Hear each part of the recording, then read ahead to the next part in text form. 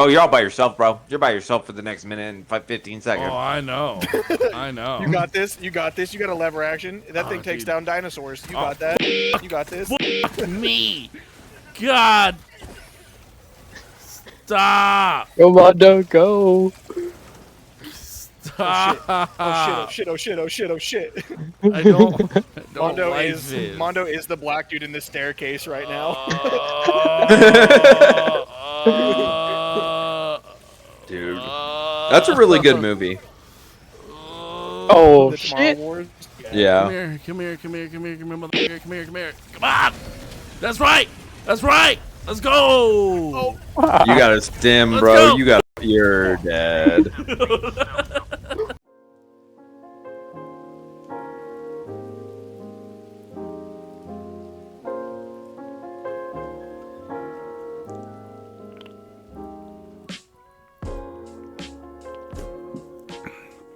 Oh man. Oh, excuse me. All right. Welcome back, everybody, to another episode of The Mind of Mando. I'm your host, Armando Ortega, and I hope you're all doing very, very, very well. 4 months later, maybe almost 5, who knows when I release this, another episode. Last episode, as y'all remember, if you watched, I was talking about how Mexicans from Mexico and Republicans from the United States were actually a lot more similar in mentality and practice than people tend to realize. A lot of people don't realize that when it comes down to Mexico and other Latin American countries, they are very, very old school and very, very conservative. And the reasoning I used, well, the examples I used to further reinforce my claims was due to the fact that while those here in the States were protesting against ICE and rioting against ICE for, the protection of the immigrants from Mexicans being deported back to the country, Mexico is currently doing the same exact thing for their country. When the Hondurans and the Guatemalans and the Salvadorians, all the other Latin American countries from Central and South America were moving north to come into the States, they had to break through the border between Guatemala and Mexico. And they did so by force. And of course, the Mexicans did not like it. And this was recent, within the decade. I believe it just became 7 years since that happened, this past October. And as we see, it's still going on. It's still true now more than ever. But as you guys also recall, in a previous episode, I believe a year ago too, I'll put it in the link description below or tag it up somewhere here, to show what was the episode. It was the episode when I was talking about Nayib Bukele, the current Salvadorian president in El Salvador and everything.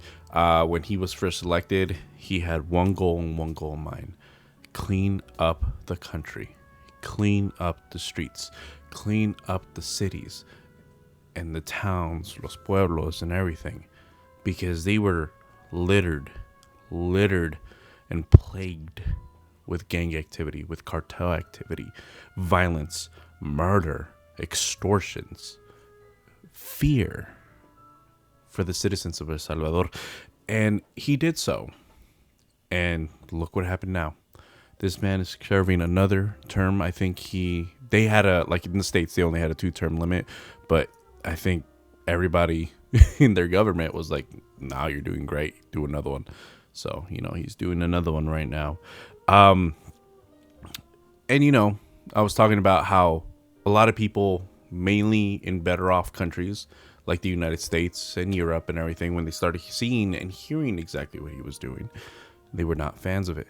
They started voicing out their discontent, their anger, saying, this is inhumane. How dare you treat these people like animals, or worse than animals, because at least animals, they get housed and fed multiple times a day and washed up and treated nicely because they serve a purpose. These people do not.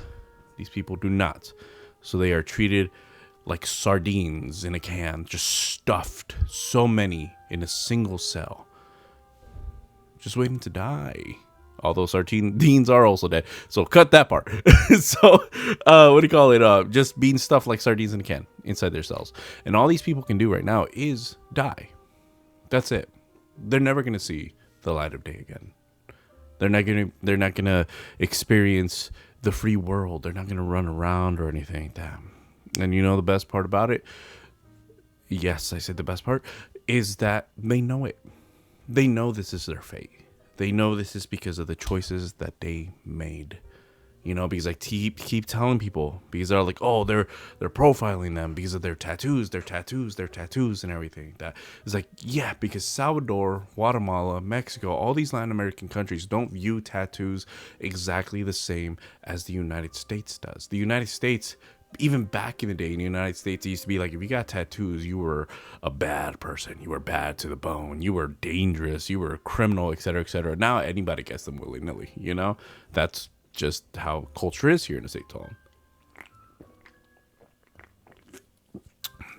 But in places like El Salvador, a tattoo is still viewed as a form of marking to indicate that you are part of a gang, of a criminal organization.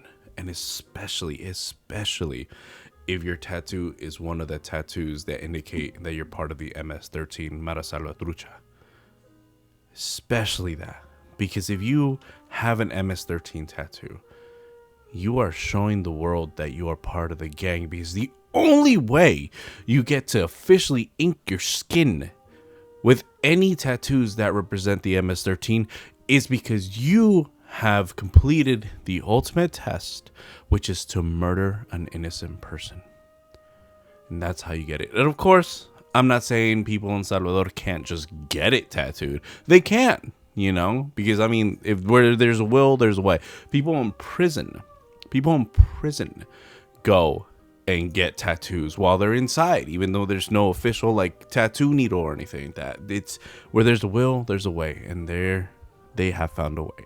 So people in Salvador, it's not difficult to get things and everything, so they can do it. So they can tattoo it themselves, tattoo one of their friends, whatever. But I mean, like, you're living in a country where the culture is, if you have any MS-13 tattoos, you are a MS-13 member, which means you killed somebody innocent, which means you're willing to do it again. So when Nayib Bukele decided to go in and just strip people's rights away, just raid their houses and everything, and find anybody with MS-13 tattoos, even if they weren't officially members of the MS-13, they just wanted to let people think that they were like, you know, tough and everything. They were taken to their super prison that they built over there specifically for these people. And people here in the States and Europe and all these other great well-off countries were all like, whoa, slow down there, bucko. That is mean. That is inhumane. How dare you? How dare you do this? How dare you do that? And Nayib Bukele made a great point. Where was this concern for our country and our people when these criminals were running amok? When they were terrorizing our citizens, our people? Where was this outrage at? It's like everybody wants to know exactly what's happening in Salvador right now in our business, when just a couple months ago they couldn't even find it in the map. It's like, you want these people, you really care about their well-being and everything, we're going to round up our criminals and just let us know, and we'll just send them to you. We'll just send them to you. Just tell us when and where you want us to ship them to you, and we will ship them to you. And you know what they got? Crickets. Because nobody wanted these criminals. Nobody. So he's like, you know what? Exactly. Shut up. And so, you know, still to this day, El Salvador is still the most safe Latin American country. To this date. If there's any update, I will update that. But to this date, as far as my knowledge is, they are the safest country in all of Latin America, which is great. Because I showed in that video as well, which is good thing is it's timestamped, so you could just skip around to the part where you need to.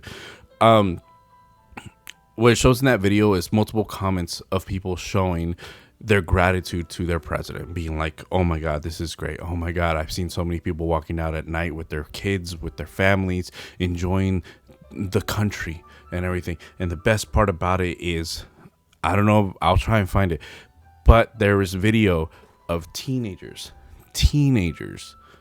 just skateboarding with their friends down the streets of El Salvador.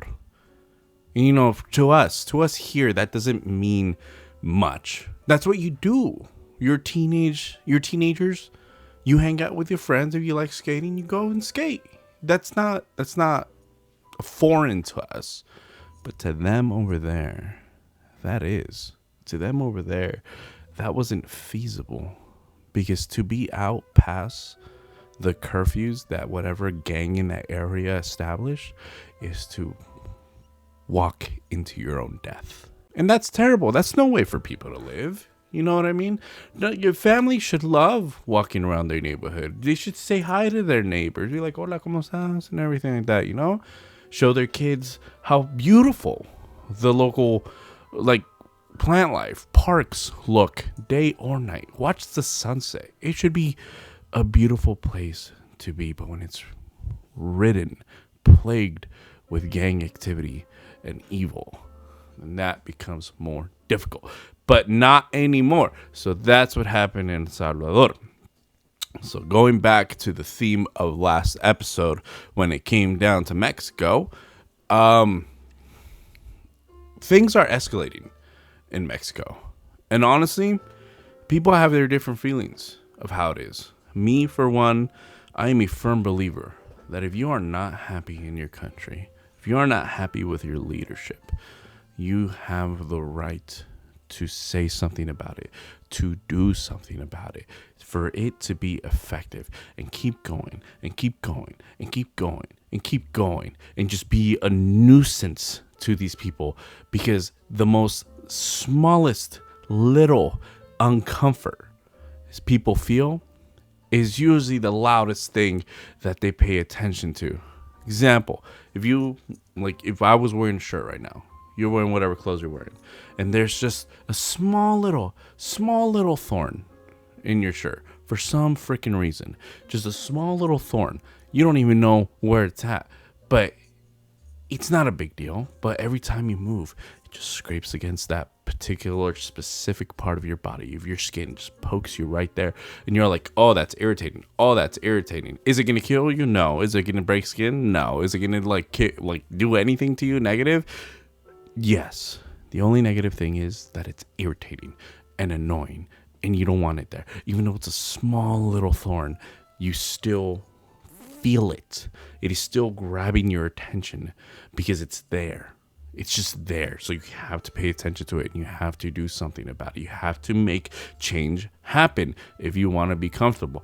So people need to be that thorn on their side of their government and everything. So whoever's leading them.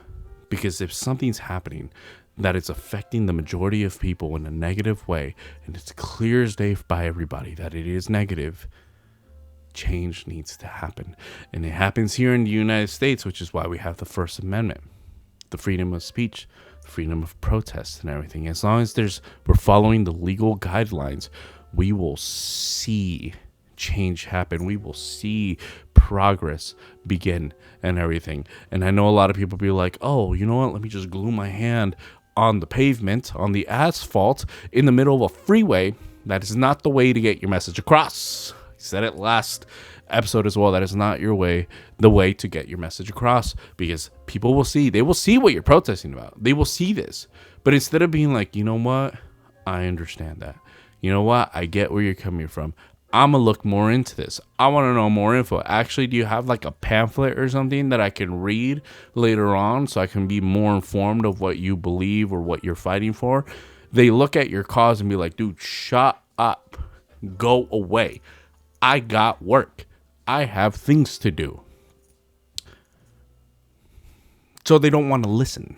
They don't want to listen to what you're fighting for, what you're protesting against and everything.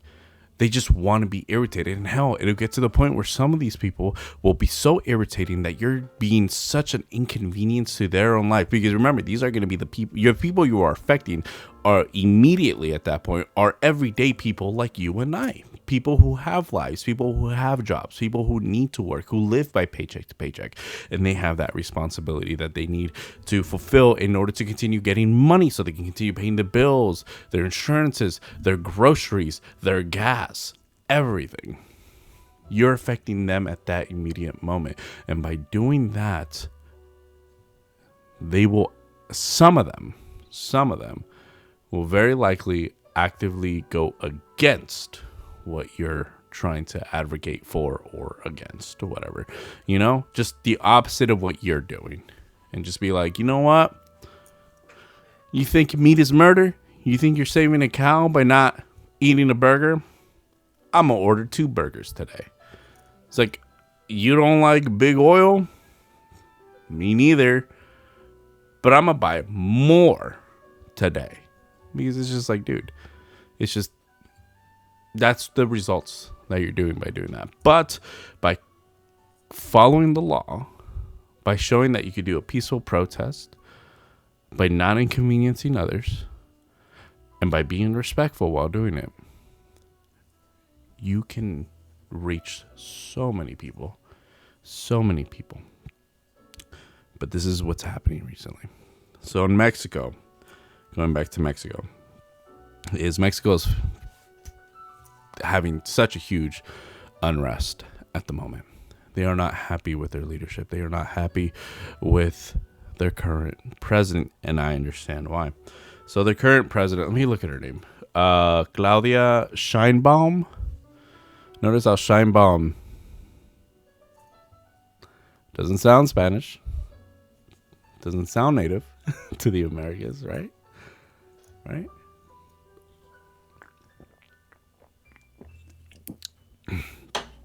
Yeah, more of that in a bit. Claudia Sheinbaum is the current president of Mexico. I believe she was the first female president of Mexico.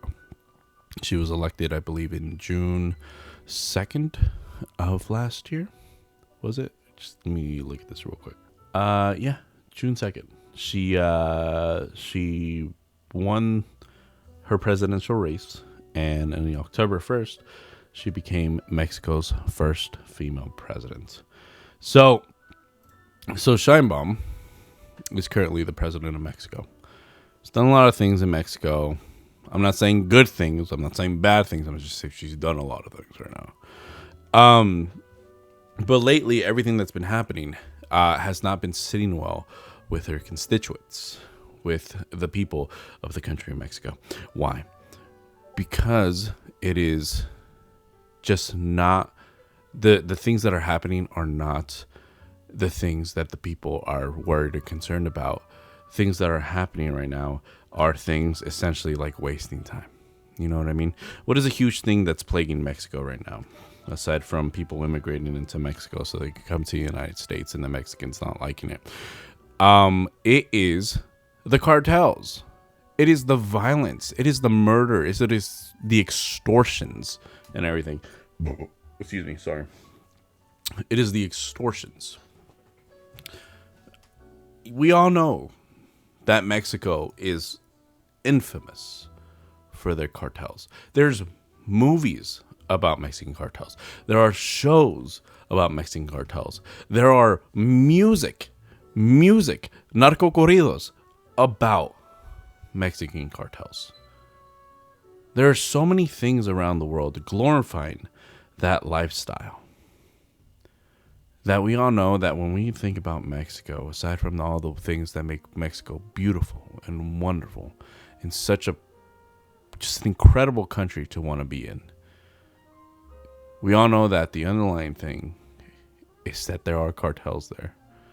You go the wrong place. You do the wrong thing. You drive the wrong vehicle just when you're passing through. You run the risk of being kidnapped and killed, extorted, whatever, for whatever freaking reason. And that is the sad part. So that right now, Mexico is just really you know, going through it right now. And what is happening is people are tired of it. Let me tell you a couple of stories. I'm going to pull them up right here on my computer.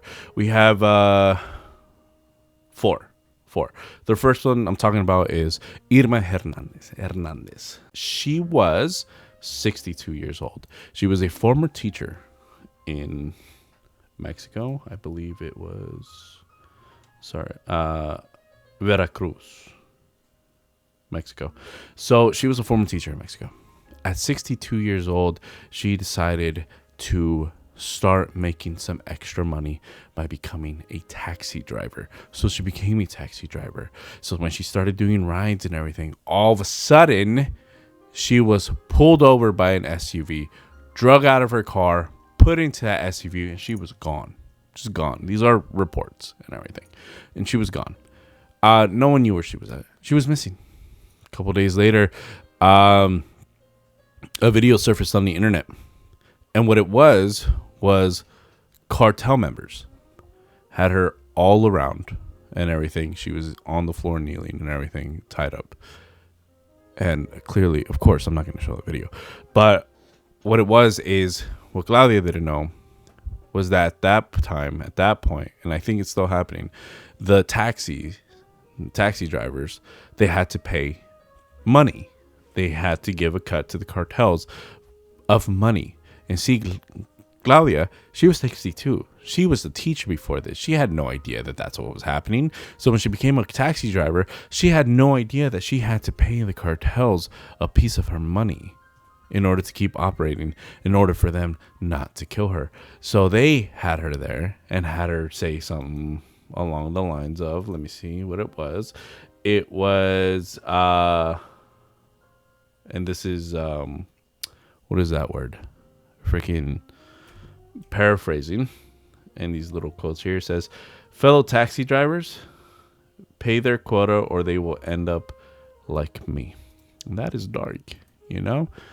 Because, of course, they made her say that. Of course they made her say that. But imagine you being there. Imagine you being that taxi driver at 62 years old. And all you needed to do was make a little extra money. And you're like, what's a pretty simple job to do? Drive people around in a cab and stuff like that. And you go in there and you get everything you need. You start driving people in a cab only to get kidnapped. Because it turns out you didn't pay your money. You didn't know you had to pay your money. You didn't know that was a thing. It's not a job. There's no misunderstanding at that point. There's no like, hey, listen, I didn't know. I just started. This is the yada yada. I didn't know about this was a thing. Like, hey, I'll pay you. You know, it's like, I'm sorry. I just didn't know this was a thing.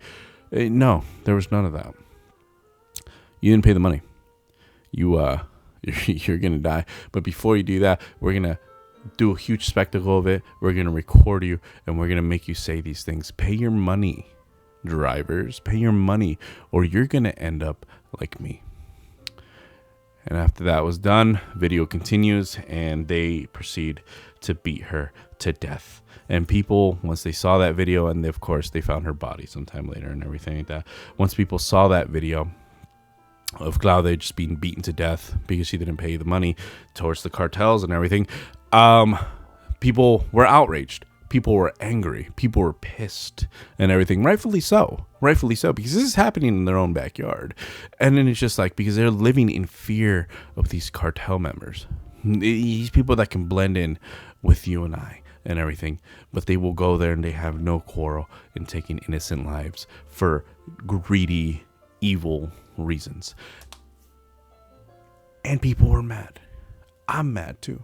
I'd be pissed as well and everything. I am actually. And that wasn't even, I'm not even in Mexico. I'm not even Mexican, you know? And it's just like, how do you call it? What does Scheinbaum say about that? The president of Mexico.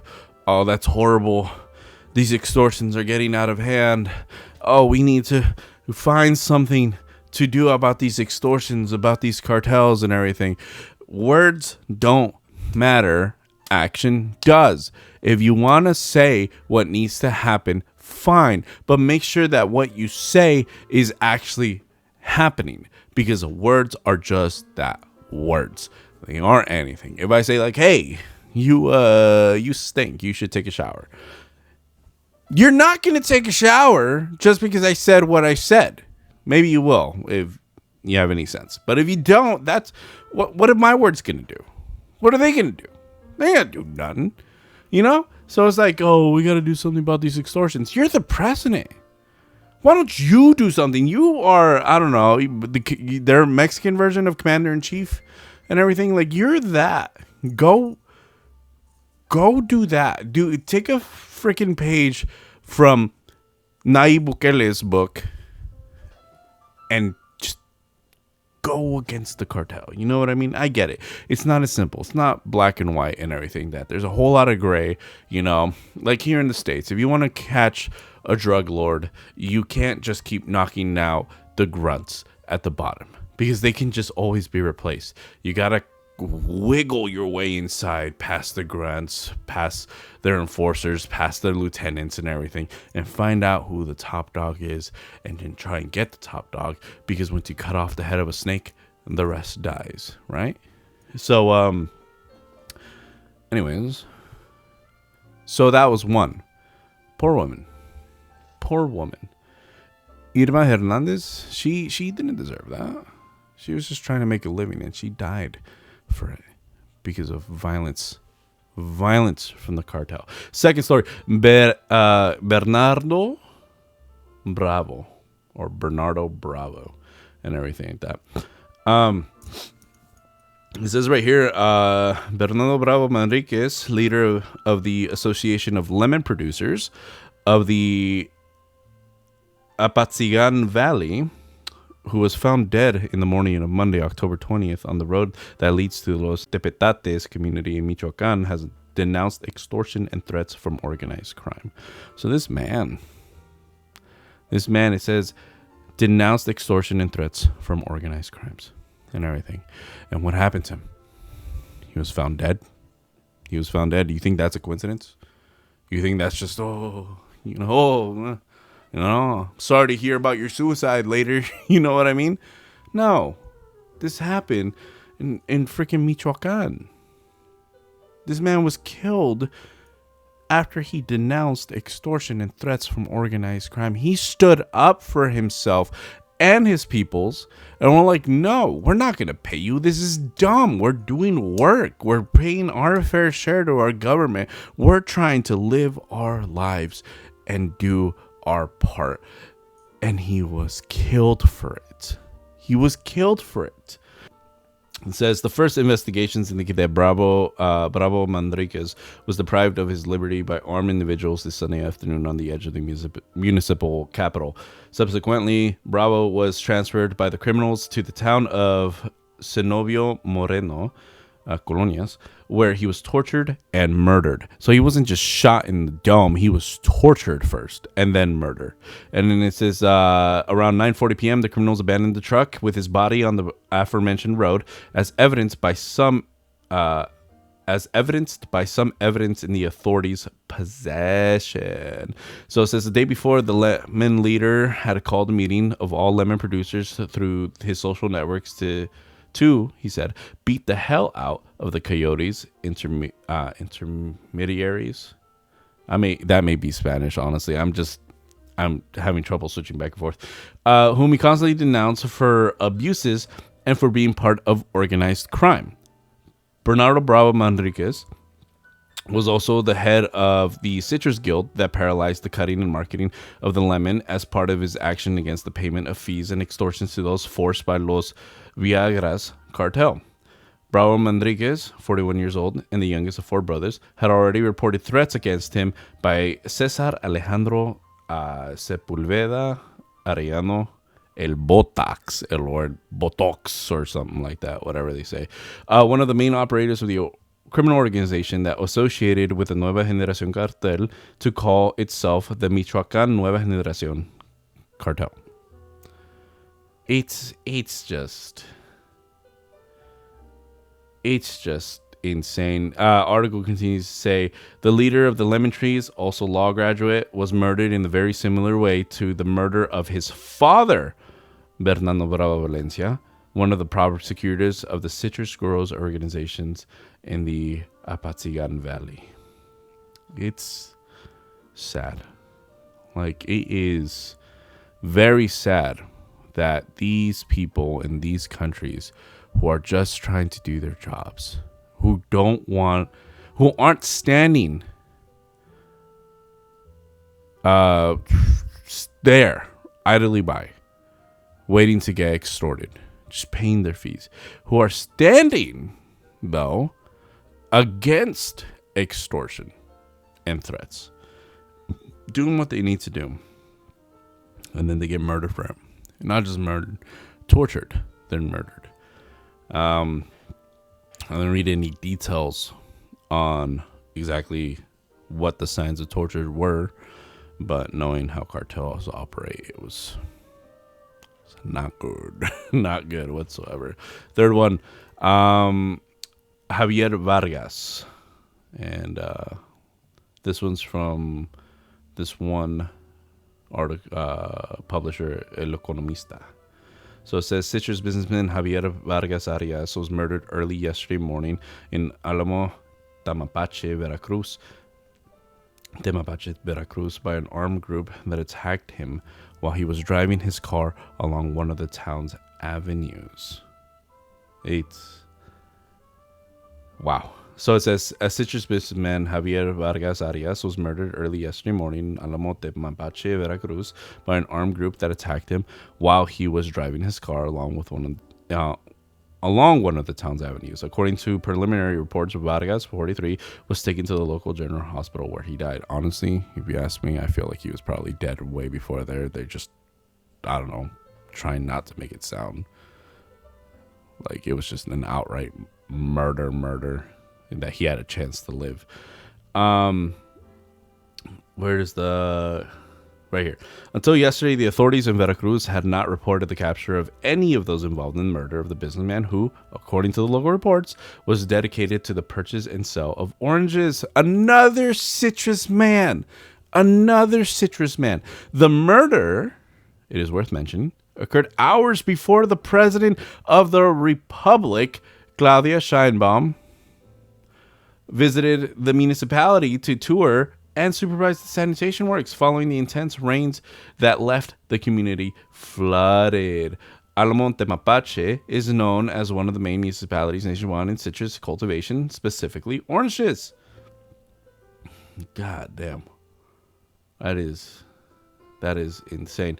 Anyways, the whole reason is because Javier Vargas was also a man who stood up against and refused to comply with gangs, extortions, and threats. He refused to bend the knee. He refused to give in because he was like, this is not correct. We are workers. We are hard-working people, men and women, and we're just trying to do our job, and you're trying to rip more money out of us than what we already had to pay. We are not doing this. And they threatened him, and he refused, and so they killed him. Fourth one, it says right here, and keep in mind, all these happened this year, literally from October. Well, I think Irma was actually the only one that was earlier. What did I say Irma was? It was July, but everything else was October and November this month, like this one right here. It says Mexican mayor killed during the Day of Dead celebration in Michoacan and everything. A mayor in Mexico's western state of Michoacan was shot dead in a plaza, in front of dozens of people who had gathered for Day of the Dead festivities, authorities say. Local politicians in Mexico are frequently victims of political and organized crime violence. Ain't that the truth? The mayor of Uruapan municipality, Carlos Alberto Manso Rodriguez, was gunned down Saturday night in the town's historic center. He was rushed to a hospital where he later died, according to prosecutors Carlos Torres Piña. A city council member and bodyguard were also injured in the attack. Oh, look at that. Mexico warns the U.S. not to invade our sovereignty and fight against cartels. And look who's there in the thumbnail. Of course. Anyways, article continues. The attacker was killed at the scene. Federal Security Secretary Omar Garcia Arfuch, That's a weird ass last name. Told journalists Sunday. The attack on the mayor was carried out by an unidentified man who shot him 7 times, Garcia Harfuch said. The weapon was linked to 2 armed clashes between rival criminal group organizations in the region. He added, that's so funny. The thumbnail with her picture. Yeah, I keep mentioning that because I'm gonna come to it anytime soon. Anyways, so in this part of, I'm gonna finish the article right here. This paragraph right here says, Manso Rodriguez, the mayor who got killed, who some nicknamed the Mexican Bukele, in reference to the tough security policies of El Salvador's president Nayib Bukele, took office as mayor of Uruapan after winning the year's midterm elections with an independent movement.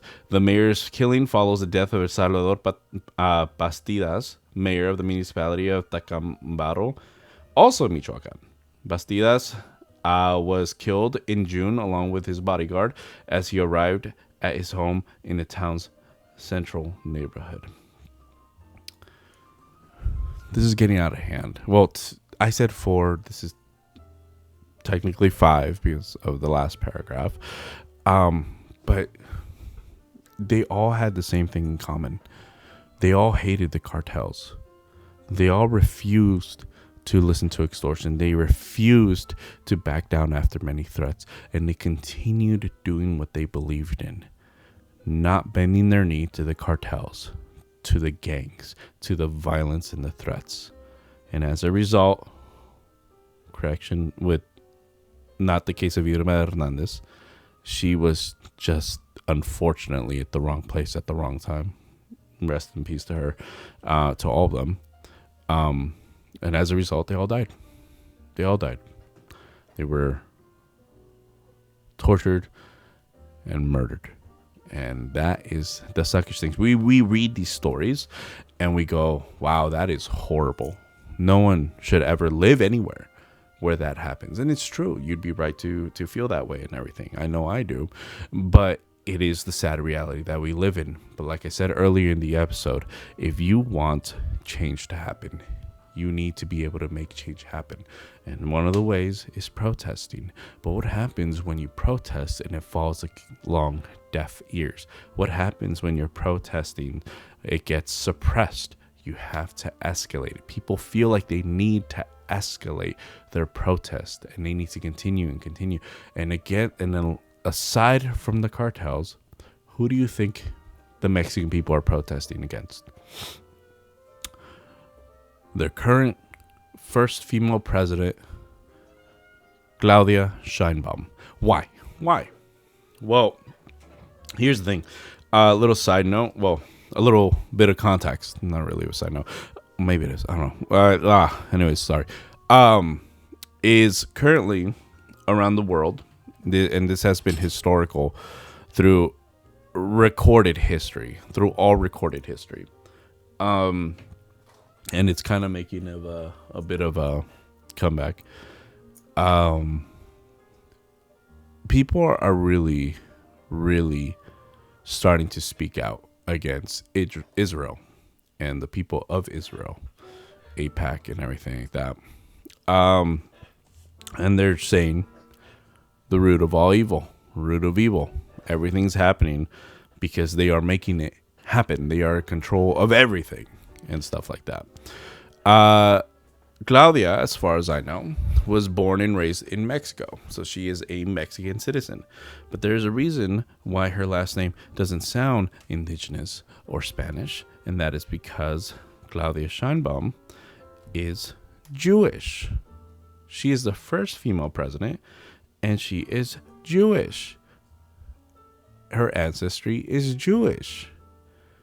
So with everything that's been happening right now around the world when it comes down to the Jewish people, it kind of looks a little bit weird when the first female Mexican president is Jewish. And not only that, it's also a little more weird when the first female president is Jewish. For some reason, it's the only president to have made it through all of the elections in Mexico without being assassinated. Unlike who? unlike the other 37 and thought to be possibly higher previous candidates that were going against her who were assassinated. All of them. 37 projected to be higher were assassinated. Others were brutally attacked but still managed to live, and then the rest dropped out. Yet the only one that was left untouched was Claudia Scheinbaum. Kind of weird. And a little fun fact, a little funny right now, is that there are 2 pictures going around of Claudia Scheinbaum, which are these. And she wants, or at least from what I'm reading, she wants them scrubbed from the internet. Because, I mean, it's not helping. It's not helping part of the reason why people dislike her or anything like that. She's not beating the allegations. Well, anyways, aside from that, a lot of people believe, and I understand why they believe this, and I'm not even going to say that they're wrong, is that she got to where she was at because the cartel helped her get there. Because it's kind of like, 37 candidates, an estimate of 37 candidates being killed, and you're the only one that gets untouched. The others getting brutally beaten, yet you're the only one untouched. And the other ones dropping out because of fear, yet you're the only one that, stayed in. And then you're the only one that's elected. It's kind of weird. That is kind of weird and everything like that. But not only that, going back to Nayib Bukele, at least when Nayib Bukele got elected president, he did everything he needed to do within his power in his country with his government to get granted powers, authority, to have his police force and military granted powers and authority to clean up his country. And I understand El Salvador, way smaller than Mexico. But at least he took the steps to do it. And he understood that in order to clean up his country, it had to get ugly. It had to get ugly before it got pretty. It had to get dangerous before it got safe. And that is what happened. He did it. He ruled with an iron fist. And the results, Salvador is one of the, if not the safest country in all of Latin America. Now, Mexico, you have this Mexican president be like, oh, these extortions. Oh, my God, this is horrible. Oh, this, and that. It's bad. It's horrible. It's this and that and everything. That something needs to change. And then people will like wage war against the cartel. She's like, it's not as simple as that. It's like, yeah, but you can like wage war against the cartel. You know that? To do internal investigation, wage war against the cartel. When you see obvious cartel movement being made, destroy them. That's what we got to do. And then she's like, oh, well, doing her little circles, this, and that. And that's why people call her the narco queen, the cartel queen and everything. Because, I mean, you got to look at everything. She's kind of in the cartel's pocket. There's a reason why she's the only one there, and no one has ever attempted to take her out like they took out the other candidates and beat her like they beat the other candidates, or threaten her to drop out like they did to the other candidates and everything. And she still walks around safe and everything. I mean, like, what do you expect? What do you think? At least when they try to assassinate Trump, you can't dodge bullets. People aren't Neo from the Matrix. And that's why I personally don't understand when people are like, oh, it was staged. And it's kind of like a bullet was shot at his direction and like it nicked him. And unfortunately, a firefighter behind him ended up losing his life. But it was like, I mean, conspiracy or not, that's difficult. That's really difficult. You know what I mean? So it's just like the fact that nothing has ever been happening to her. It's kind of weird and everything, being under the protection in the pocket of the cartel. Well, anyways, here's the thing. Unlike, oh snap, hold on, someone's calling me. Sorry about that, guys. Oh, it's my buddy. Sorry, boy. I'll hit you up later. Anyways, what do you call it? Unlike Bukele, like I said, did everything he did once he got elected to start cleaning up his country. He didn't have any help from outside countries. He did it himself with his own resources, with his own people, within his own territory. And look at the results he got. Mexico has a giant one-up on him. How? Because the president of the United States, Donald Trump, has already told her, hey, well, I'll give you troops. You have a huge cartel problem. I'll give you troops to take care of him. We'll do it. We'll do it. We'll do it. You would probably think somebody who really isn't in the cartel's pocket and really hates seeing their people suffer and get extorted and murdered for the most dumbest, stupidest reasons would be like, please, we can combine our forces together. We can work together and clear out all the narcos from our country and everything that crush these cartels, crush these gangs. She would jump at that opportunity. Nope. Oh, no, sirree, Bob. That is not my job, she said. But yeah, she said no. So let me read you a quote from here. It says, "It's not going to happen. Trump has suggested it on various occasions. We offer you a United States military intervention in Mexico, whatever you need to fight the criminal groups. But I have told him on every occasion that we can collaborate, that they can help us with information they have, but that we operate in our territory, that we do not accept any intervention by a foreign government." That, I want to say, is dumb, but I kind of understand the mentality because, again, Nayib Bukele didn't use any foreign aid. He did it with his own people and his own resources in his own territory.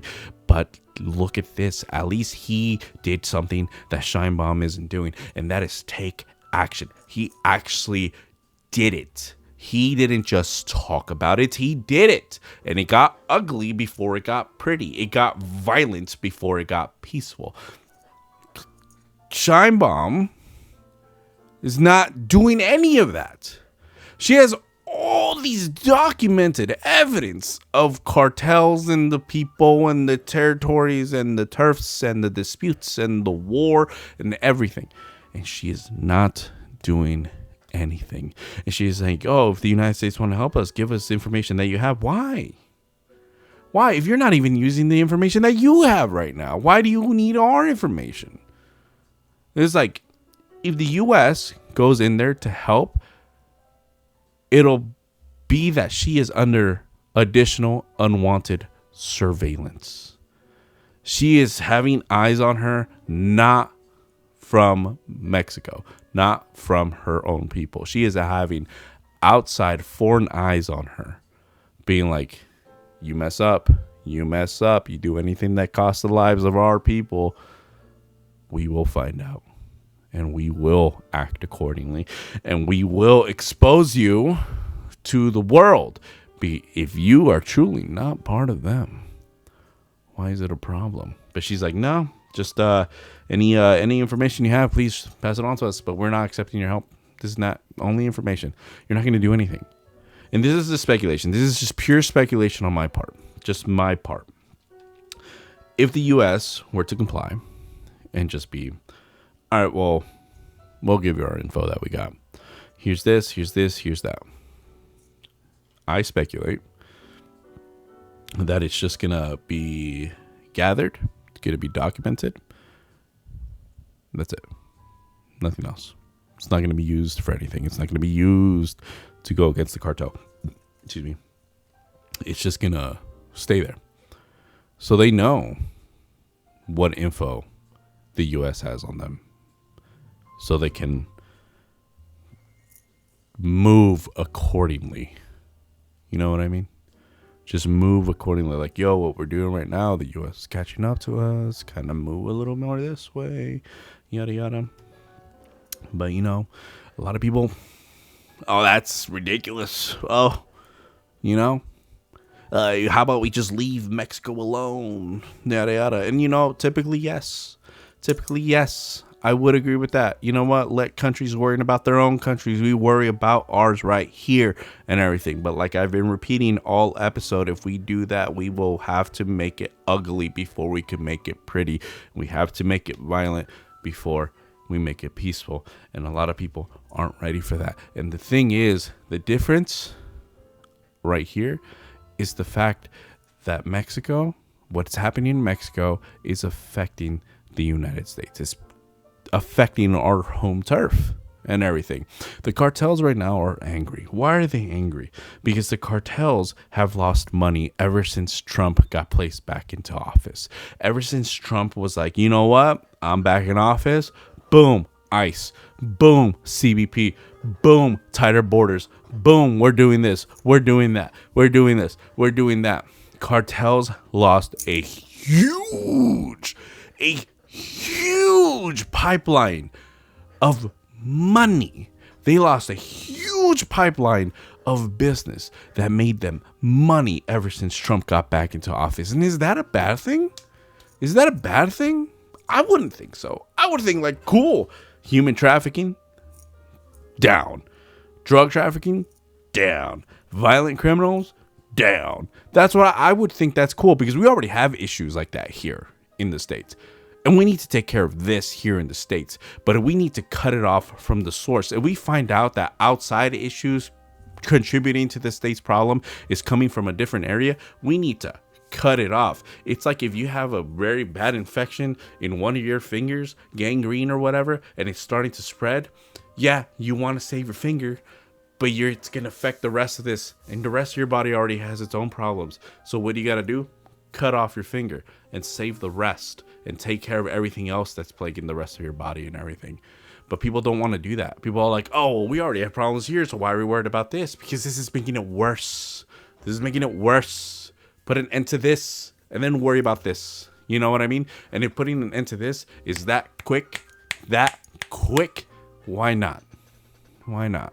That's my mentality. That's what I think. So, man, I'm sorry. So it's just like the cartels are mad. President Trump went into office again. A Republican is in office again. The Department of Justice are Republicans. Everything is a Republican right now. The major governing body of the states are Republicans who are conservatives and who want tight border controls and everything. And now the cartel, these evil people, are mad because they lost so much movement. They lost so much ground. They lost so much footing. They lost so much money from the states. And now they're hearing that the same president who wants to push, who is responsible for making sure the borders were locked down and held together tight, is now offering his power, his people, to your country to take you in specific down. Of course, that's going to ruffle up some feathers. Of course, that's going to make people very, very, very, very nervous. You know what I mean? It's going to make those people very scared because they understand the power of the states. They understand the power that is the U.S. military. Yes, I'm not going to say they're hopeless. No. A lot of the people who are in cartels were former police officers, were former special forces and everything like that for Mexico and stuff. And they're not incapable. Remember, everybody comes from somewhere.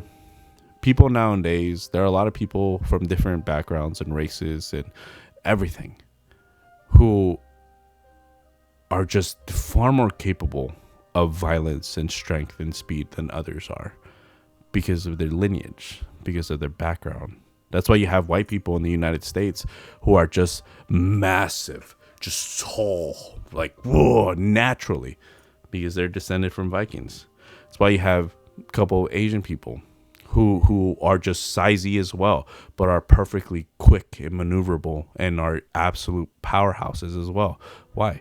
Because they're descended from warriors from the Asias.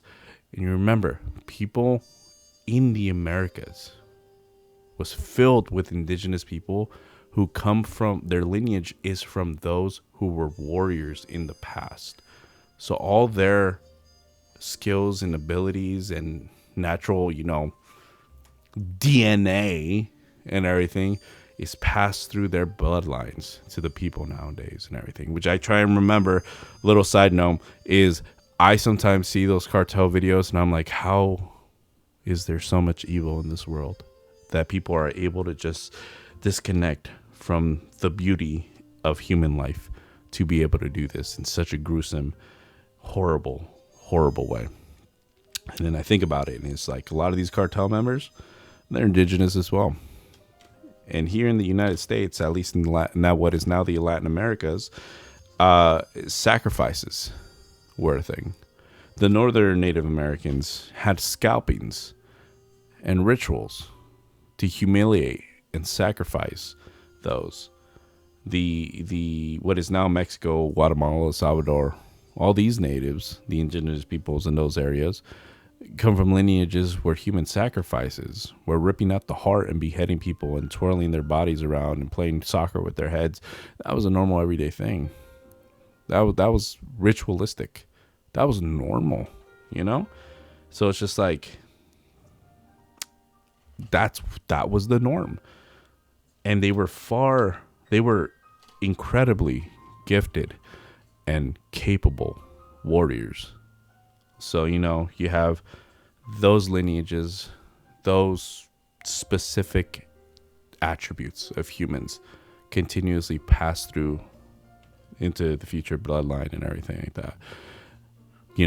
It's not a real big sacrifice. Hi, mija.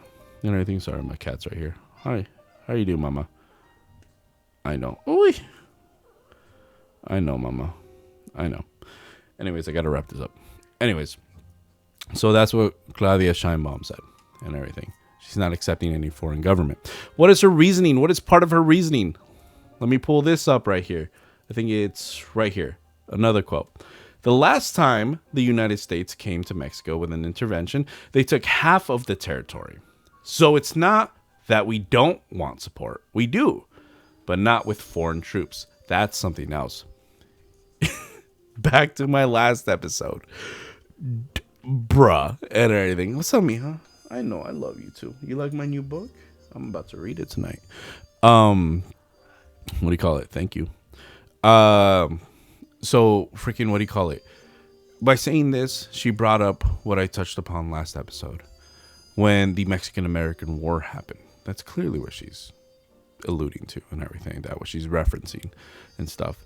The Mexican-American War. And remember, Mexico won their independence from Spain, but they were only Mexico in those territories for 27 years, maybe 37, but I'm pretty sure it's only 27 years before they had to fight for it again, and they were beaten and they gave up. And part of the treaty was like, all right, we don't want to fight anymore. You guys can have these territories. So territory was disputed for. It was fought for. And they lost. And they lost. Again, touching upon my last episode. That's what happens everywhere. Everywhere. It happens everywhere. You know what I mean? That's how today's countries came to exist. You think Ukraine was always its own country? It was part of Russia at some point before it became its own country. So it's like Ukraine didn't always exist. You know what I mean? Germany isn't just this small little European country that it is now. It used to be a huge part of Europe, if not almost all of it. But now it's this small one. In the Americas, it used to be New Spain. And it used to go all the way to what is now California, Nevada, Arizona, New Mexico, and all that stuff. Not anymore. Not anymore. Now it's the United States.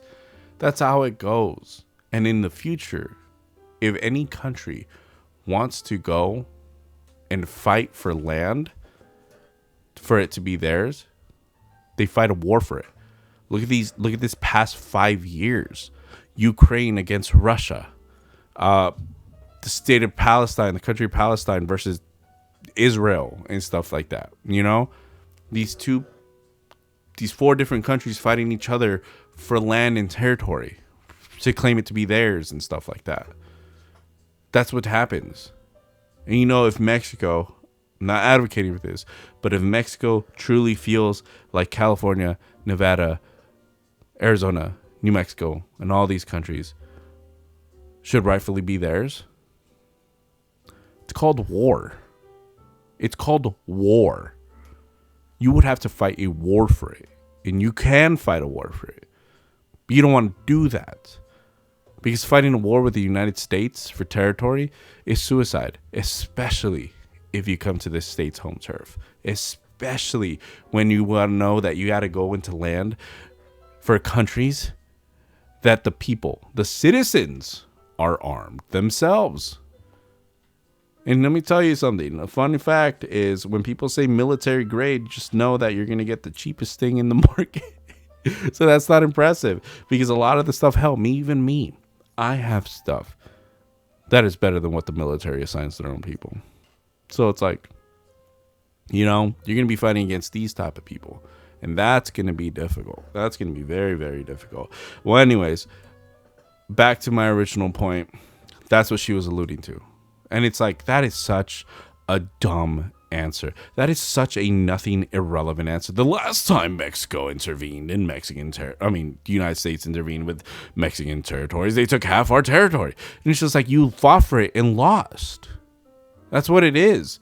Like, I don't see you guys hurrying up to rectify to give Spain back the country. No, because Mexico didn't exist when Spain came to the country. So why does Mexico own that territory more than when Spain did? And I don't see any of you do that. I don't see Spain rushing to give the territory to the tribes that had those territories. And I don't see those tribes rushing to give those territories to different tribes that came before them. See what I mean? See what I mean? It's just this thing that will keep going on forever to the end of time because war for territory has always existed.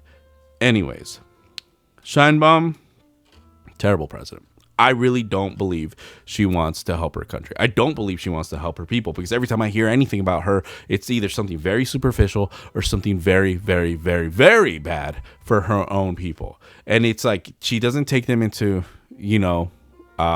consideration. She doesn't think about them or anything like that. She doesn't seem like she doesn't look like she wants to help them. She doesn't look like she wants to do anything with them. And now she's saying, oh, we don't want U.S. intervention, but give us your info. Oh, the last time you guys came over here, you took half our territory. Look at Mexico. It's plagued. It's plagued, Claudia. It's plagued with cartels. It's plagued with cartels and gangs that are extorting your people, your own nation, your own Mexican people, whether from Hispanic or Native or anything like that. And they are being murdered for not playing ball.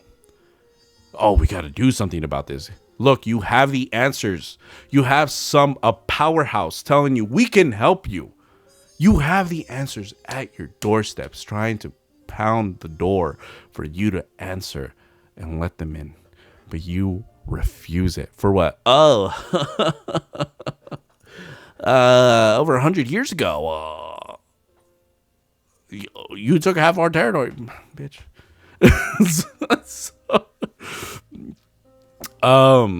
It's so dumb, and she's so dumb, and I feel bad for people living in those countries right now that have to live through that. Because like I said, Mexico is a very beautiful country. Like, you ever been there? You ever see photos or videos of people going there? It's just so natural. It's a perfect blend of, modern life still blending in with the natural territories. It is gorgeous. It is gorgeous. I would love to be down there. But the fact that you can just go down there and just not come back, get extorted for some freaking reason and everything like that, get threatened and everything like that. It's just dumb. It's dumb. Man, change does need to happen. But at least I recognize that when I say change needs to happen and then the change is right there, just ripe for the picking, You can't use dumb excuses like, oh, you took half our territory over 100 years ago. Come on, girl, get over yourself. And that's what I'm saying. It's just like you have these solutions and then you're choosing not to take them. You're only putting fuel in the fire. You're only proving those saying that you're a nautical queen right. You know that, right? Because every single solution to fight and crush the cartel in your country, you are refusing to get helped with. So, yeah. Well, anyways, sorry about that. It was long. I know this episode's going to be long. It's going to be longer for me to edit. But thank you all for coming to another episode of the Mind of Mando. I hope you guys enjoyed. And I got my cat back, if you guys hadn't noticed. So I'm pretty happy. And I hope you enjoyed the music in the background, if you could even hear it. It's noir jazz, one of my favorite things. Anyways, all, take care of yourselves. Look both ways before you cross the street. And then I will see you on the next one. Peace.